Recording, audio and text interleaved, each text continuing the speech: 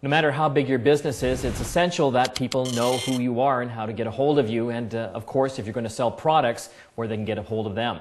Well, with the internet, we have e-commerce sites, even informational sites. Today we have Claudia Irvine-Little, I got it right this time, from Evolutionary Imaging, leading Canadian design firm, just to kind of give us some of the basic things on getting your small business website up and going. And I guess one of the first things I want to talk about is getting an accurate quote from a design firm. I've done this in the past, and I mean, these quotes can range anywhere from a few $1,000s to tens of thousands of dollars. Well, actually, you know, that's a very true statement. Every day we get clients calling us saying, "Hi, I was just calling. I was wondering about website. How much does it cost?" And it's nearly impossible to give a quote to somebody over the phone or via email without a lot more information. Sites vary in size and what they do. There's so many different kinds of sites. There's e-commerce sites. So if you're going to be selling a product online, you're going to need a database to run that. Or there's informational sites, and people are just using them as a backup for, maybe they've already sent out brochures and they need some information that can reach people in a non-threatening way in their own time.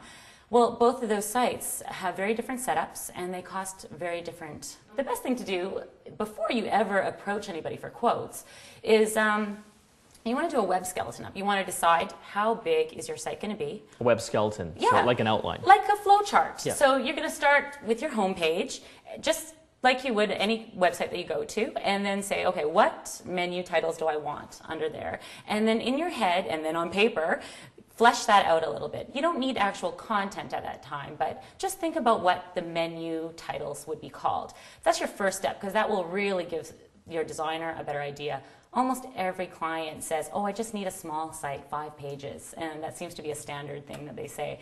But really, in the end, they end up with somewhere between 20 and 40 pages. So, oh, really? That much? Yeah, I think most people do not realize how big their websites get really quickly. Can't they just make it one big page? Yeah, lots of people want to do that. That's a really, that's not something that we would recommend.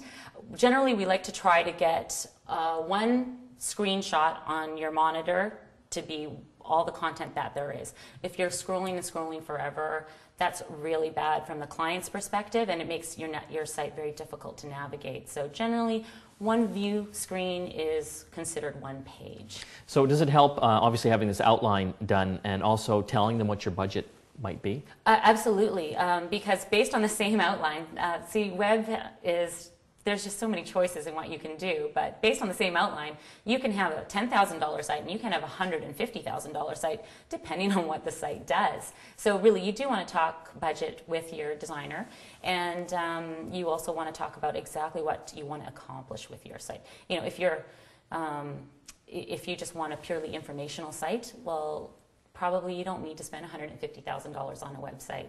If you are planning on driving hundreds of thousands of dollars worth of sales a month through your site, then obviously you are going to spend that kind of money, because it's just like having storefront. Very good. Well, we've been talking with Claudia Irvine-Little. I got that right. You've got too many names. From Evolutionary Imaging, and your website address? Is evolutionaryimaging.com. Well, thanks very much for joining us. Thank you.